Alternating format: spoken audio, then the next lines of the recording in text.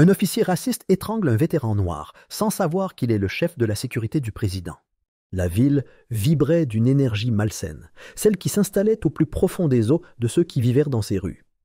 La pluie glissait sur le trottoir, transformant les routes fissurées en flaques réfléchissantes de lumière jaune pâle. Les lampadaires bourdonnaient faiblement, leurs lueurs vacillant sur l'asphalte mouillé, projetant des reflets déformés de bâtiments en ruine et de vitrines brisées. L'air était épais, non seulement à cause de l'humidité d'une tempête précédente, mais aussi de la tension qui ne semblait jamais quitter cette partie de la ville. C'était le genre d'endroit où le temps s'écoulait plus lentement, où le désespoir s'accrochait aux gens comme une seconde peau. Ici, la loi n'était pas un phare de sécurité, c'était une ombre menaçante, une présence qui planait au-dessus des coins de rue et des ruelles. Un agent silencieux de la peur plutôt que de la protection. Les gens avaient appris à garder la tête basse, à se déplacer avec prudence, à disparaître dans le décor lorsque les lumières rouges et bleues tranchaient dans l'obscurité. Jamal Briggs n'avait rien à faire ici. Il n'avait aucune raison de se tenir sur ce trottoir fissuré, aucune raison de se trouver à proximité de ces immeubles délabrés aux fenêtres condamnées et aux voitures rouillées, alignées le long du trottoir. C'était un homme qui passait ses journées dans des lieux de pouvoir, où sa présence attirait l'attention, où les gens se redressaient quand il entrait dans une pièce. Et pourtant, il était là. Il expira lentement, la frustration lui serrant le souffle tandis qu'il fixait le capot de sa voiture. L'élégant véhicule noir, toujours si fiable, avait craqué et s'était arrêté au pire endroit possible, au pire moment possible. Il revenait d'une réunion confidentielle, son esprit continuant à parcourir les évaluations de sécurité, les plans d'urgence, les protocoles de risque de haut niveau, des plans qui façonnaient la sécurité de la personne la plus puissante du monde. Mais rien de tout cela n'avait d'importance ici. Le moteur ne voulait pas démarrer. Les lumières clignotaient avant de s'éteindre complètement, laissant la rue encore plus sombre qu'avant. Il envisagea d'appeler l'une de ses équipes de sécurité. Ils étaient toujours prêts à intervenir sur simple appel dans les minutes qui suivaient. Mais l'idée de rester assis dans une voiture sans moteur, à attendre que des hommes en costume sombre et en SUV noir se présentent, arborant des cartes d'identité officielles, lui semblait inutile. Il avait connu pire.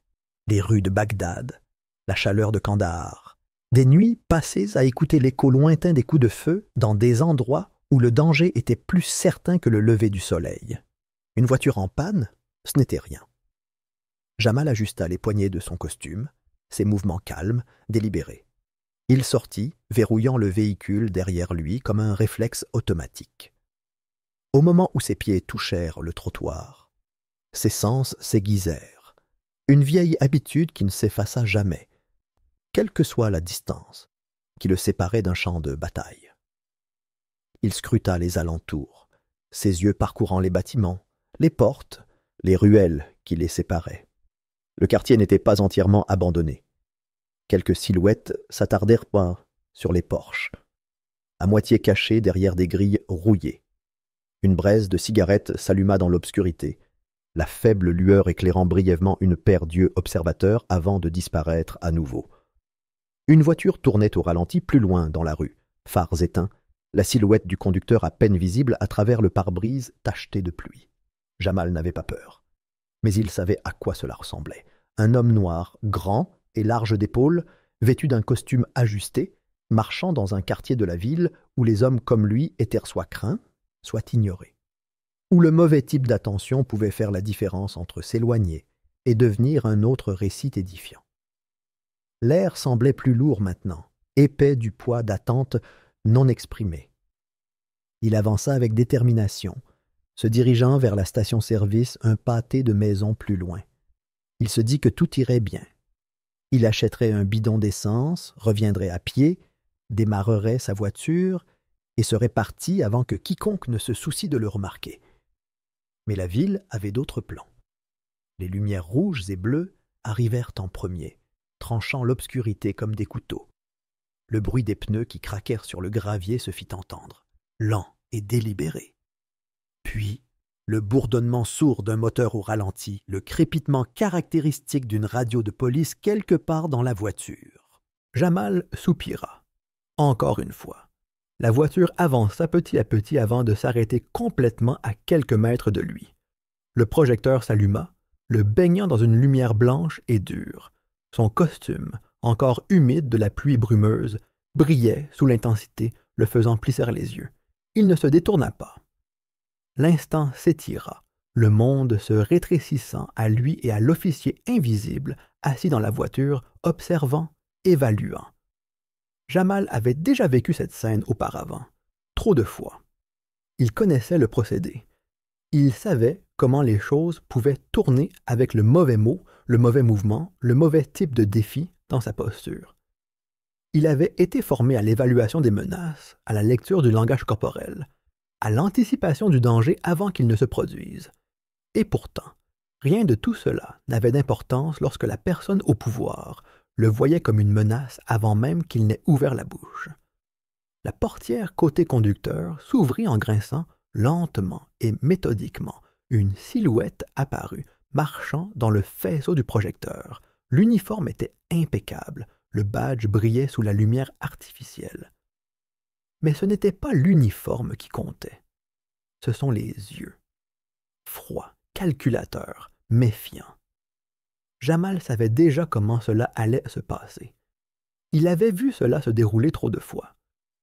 Il expira, se stabilisant, gardant ses mains le long de son corps, les doigts détendus, les paumes ouvertes. Il avait passé des années à assurer la sécurité de l'homme le plus puissant du monde. Et pourtant, à cet instant, debout sur ce trottoir fissuré, sous le regard scrutateur d'un officier qui avait déjà décidé qu'il n'avait pas sa place, Jamal Briggs n'était qu'un autre homme noir au mauvais endroit au mauvais moment. L'officier s'avança, sa main reposait déjà sur son arme. Jamal eut à peine le temps de se retourner avant que la portière de la voiture de police ne s'ouvre avec force, les charnières grinçantes à peine audibles par-dessus le claquement de la pluie légère sur le trottoir. L'officier sortit, ses bottes atterrissant avec un poids délibéré, le bruit sec sur la nuit silencieuse. Il se déplaçait avec la démarche lente et confiante d'un homme qui se croyait intouchable. Jamal remarqua immédiatement sa taille, grand, large, une carrure épaisse qui suggérait des heures passées à la salle de sport, sculptant un corps conçu pour dominer. Son uniforme lui allait parfaitement. La ceinture de cuir noir autour de sa taille, chargée de tout ce dont un homme a besoin pour exercer un contrôle, un pistolet, une matraque, des menottes, une radio accrochée près de son épaule. Le badge doré épinglé sur sa poitrine captait la faible lueur du lampadaire. Mais ce n'était pas le badge qui retenait l'attention de Jamal. Ce sont ses yeux. Il ne reflétait même aucune prudence, aucune curiosité authentique, aucune tentative d'évaluer la situation au-delà de ce qu'il avait déjà décidé dans sa tête, juste de la suspicion. Jamal avait déjà vu ce regard lors de patrouilles à l'étranger, lors de briefings de haute sécurité, sur le visage d'homme qui supposait le danger avant de le comprendre.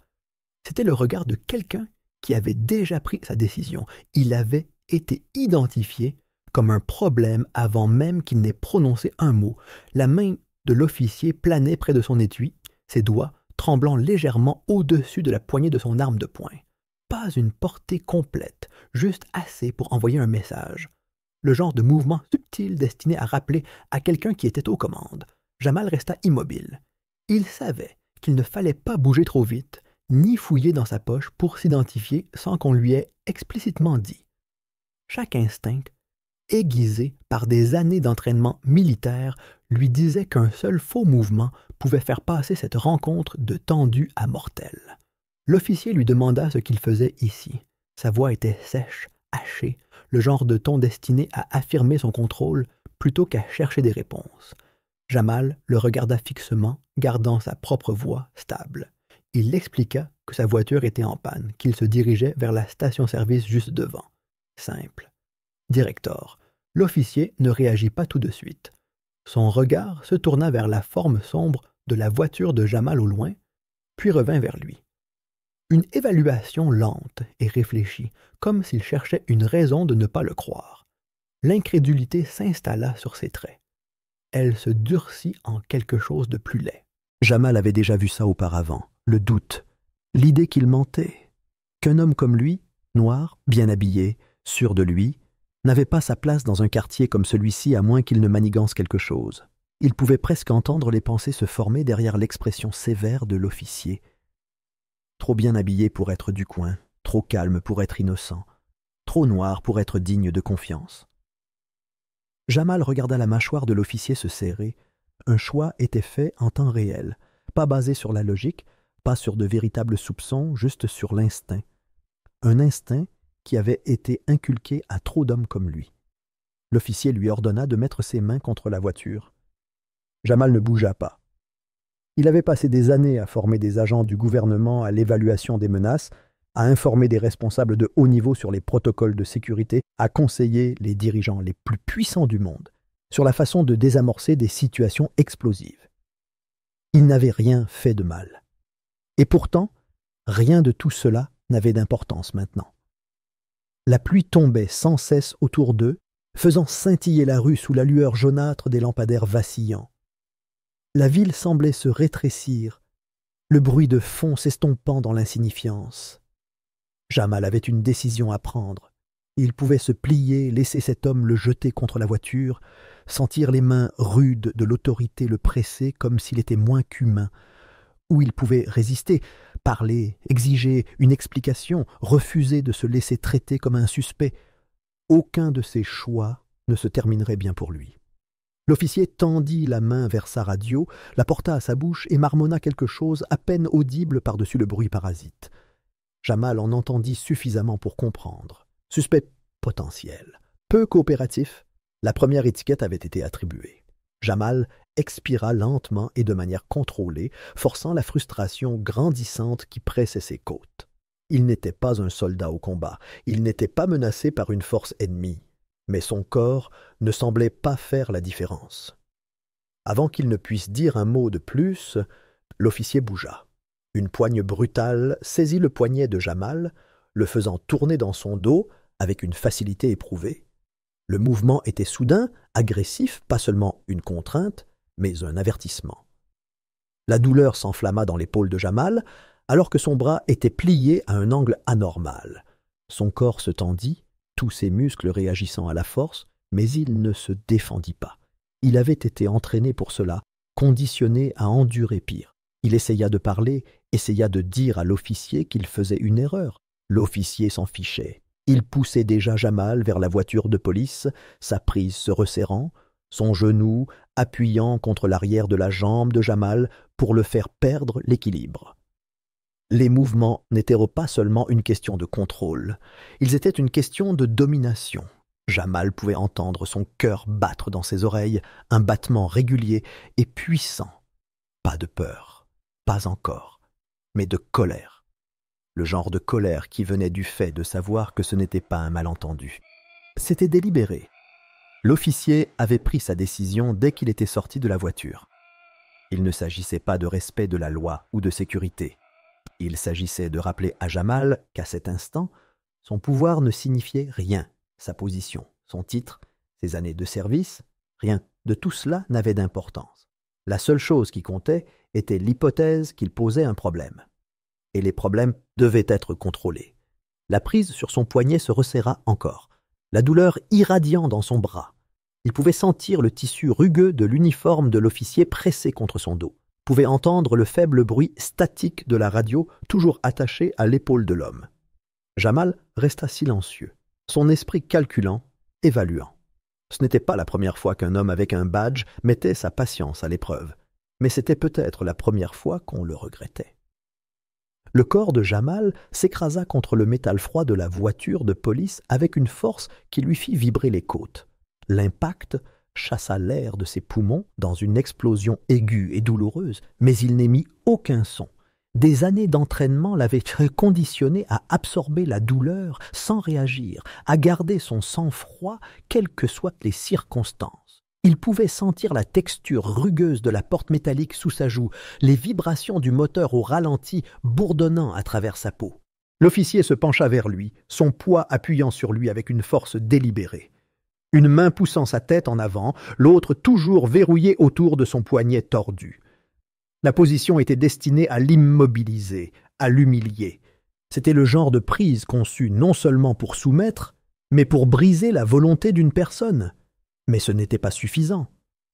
Le genou de l'officier s'enfonça dans l'arrière de la cuisse de Jamal, le plaquant contre la voiture, coupant toute possibilité de mouvement. Il pouvait sentir la tension dans le corps de l'homme, l'agressivité enroulée qui n'avait rien à voir avec le respect de la loi et tout à voir avec le pouvoir. Jamal savait ce qui allait arriver avant que cela n'arrive. La prise changea, la main de l'officier passa de son poignet à sa gorge. La prise d'étranglement fut rapide, brutale, la pression soudaine et implacable. Le corps de Jamal se raidit lorsque son alimentation en air fut coupée. La prise de l'officier était forte, trop forte. Ses doigts s'enfoncèrent dans la trachée de Jamal avec une cruauté éprouvée, l'écrasant avec une force qui envoya de violentes vagues de panique dans son système nerveux. Sa vision se brouilla, la faible lueur des lampadaires s'étirant en traînées de brume dorée. Son souffle se fit court, haletant, chaque fois plus faible que le précédent. Ses poumons réclamèrent de l'air, mais la pression ne se relâchait pas. L'adrénaline envahit son corps, l'instinct lui hurlant de réagir. Chaque fibre de son être exigeait qu'il riposte, qu'il se libère, qu'il frappe, qu'il mette hors d'état de nuire. Son corps se souvenait du combat, se souvenait des mouvements précis nécessaires pour s'échapper, pour neutraliser une menace. Mais ce n'était pas un champ de bataille. Il ne pouvait pas riposter. Pas ici, pas maintenant. Ses doigts se recroquevillèrent en poing, ses ongles s'enfonçant dans ses propres paumes alors qu'il se forçait à rester immobile. Son entraînement militaire l'avait préparé à la douleur, à la torture, au pire scénario, en territoire ennemi. Mais rien ne l'avait préparé à cela. À savoir que, malgré tout ce qu'il avait accompli, malgré son rang, son expérience, son autorité, il n'était toujours considéré que comme un problème à maîtriser. Ses oreilles bourdonnèrent, le monde se rétrécissant à l'étreinte suffocante autour de sa gorge et au poids lent et rampant du manque d'oxygène. Sa poitrine lui faisait mal à force d'essayer de respirer, son pouls battait violemment dans son crâne. L'étreinte de l'officier se resserra. La vision de Jamal s'assombrit sur les bords, puis un mouvement, un changement soudain dans l'air. Une voix, pas celle de l'officier, le bruit lointain de pneus qui grincent sur la chaussée mouillée. Le claquement sec d'une portière de voiture qui s'ouvre, puis des pas. Une deuxième voiture de patrouille était arrivée. Jamal ne pouvait pas voir, ne pouvait pas tourner la tête, mais il sentit le moment où l'étreinte de l'officier hésita, la fraction de seconde où il réalisa qu'il n'était plus seul. Un autre officier sortit, ses bottes heurtant le sol avec une hésitation qui ne correspondait pas à l'agressivité de son collègue. Il était plus jeune, moins sûr. Sa voix était tendue, empreinte de confusion alors qu'il observait la scène devant lui. Jamal n'avait pas besoin de voir son expression pour savoir à quel moment précis il l'avait reconnu. La reconnaissance se fit sentir non seulement dans sa voix, mais dans le silence stupéfait qui suivit. Le souffle de l'officier s'accéléra. Sa posture changea. Sa bouche s'ouvrit légèrement, mais aucun mot ne sortit au début. Jamal pouvait presque sentir les pensées rapides traverser sa tête. Les calculs, la lente prise de conscience que l'homme coincé contre la voiture de police, luttant pour respirer, n'était pas n'importe quel civil. Il était le chef de la sécurité du président des États-Unis. Et il était à un souffle de la mort. L'emprise autour de la gorge de Jamal se desserra soudainement et son corps réagit avant que son esprit ne le rattrape. L'air se précipita dans ses poumons, brûlant sa gorge tandis qu'il toussait violemment, sa poitrine se soulevant sous le besoin désespéré de respirer. Ses genoux faillirent céder, le poids de l'épuisement et du manque d'oxygène menaçant de le faire tomber, mais il refusa de tomber. L'officier recula, ses mouvements lents, sa respiration régulière. Son expression restait indéchiffrable, vide sous la froide lueur des lampadaires. Pas de remords, pas de peur. Juste le même regard d'autorité, la même posture rigide d'un homme qui avait passé des années à croire qu'il ne serait jamais interrogé. Jamal inspira profondément, la gorge irritée, son pouls battant toujours dans ses oreilles. L'air était tranchant, comme des couteaux lui tranchant les poumons, mais il accueillait la douleur. Cela signifiait qu'il était toujours en vie. Le jeune officier s'avança le premier. Ses pas étaient rapides, déterminés. Son langage corporel trahissait sa panique. Il leva légèrement les mains, non pas en signe de défense, mais en signe d'urgence, comme s'il essayait de défaire ce qui venait de se passer. Sa voix était rapide, tendue, le poids de la reconnaissance pesant dans son ton. Il s'adressa à Jamal par son nom, pas suspect, pas homme de la rue, mais par son titre complet. Le silence s'installa entre eux. L'air, autrefois chargé de menaces non formulées, crépitait maintenant d'autre chose. La prise de conscience. Jamal se redressa lentement, les muscles raides, l'empreinte de l'emprise de l'officier persistant comme un fantôme autour de sa gorge. Sa respiration restait irrégulière, mais sa posture était stable. Il tourna la tête, son regard fixé sur l'homme qui avait failli mettre fin à ses jours. Pour la première fois cette nuit-là, l'officier semblait incertain. Le pouvoir qui avait été si absolu quelques instants plus tôt avait commencé à lui échapper, bien qu'il ne bougeât pas, ne tendit pas la main vers sa radio, ne parla pas. Ses doigts frémirent légèrement à ses côtés, la plus petite trahison de ses nerfs. Jamal soutint son regard, laissant le silence s'étirer, laissant le poids du moment s'installer. L'officier avait commis une erreur, et c'était une erreur qui lui coûterait tout. En l'espace d'une heure, la situation s'était aggravée au-delà des rues fissurées et des lampadaires vacillants de ce quartier oublié. Des appels ont été passés, des noms ont été prononcés, et le poids de l'autorité a basculé. Ce n'était pas seulement un mauvais arrêt, ce n'était pas juste un autre abus de pouvoir. L'homme jeté contre la voiture, l'homme presque étouffé dans la rue, n'était pas un visage anonyme perdu dans le système. Ce n'était pas un homme dont les plaintes pouvaient être ignorées, dont les bleus pouvaient être balayés d'un revers de main, dont la vie pouvait être réduite à une note de bas de page dans un rapport d'incident.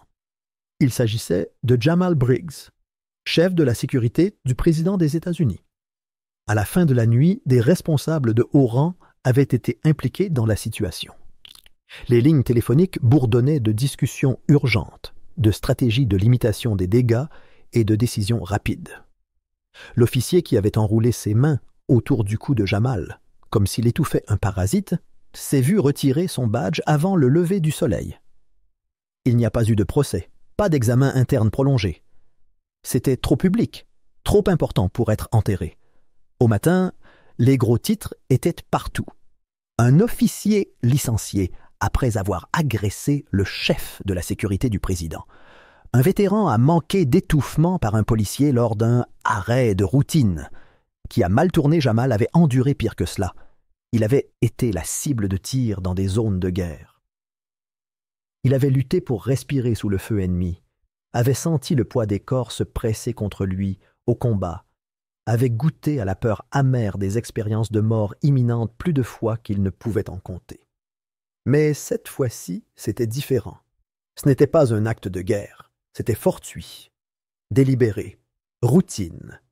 Alors qu'il se tenait devant le commissariat de police, regardant l'ancien officier être escorté, Jamal ne ressentait rien. Aucun triomphe, aucun sentiment de victoire, juste de l'épuisement. Il regardait l'homme marcher, la tête haute malgré les circonstances, les épaules carrées comme s'il croyait encore en sa propre intouchabilité.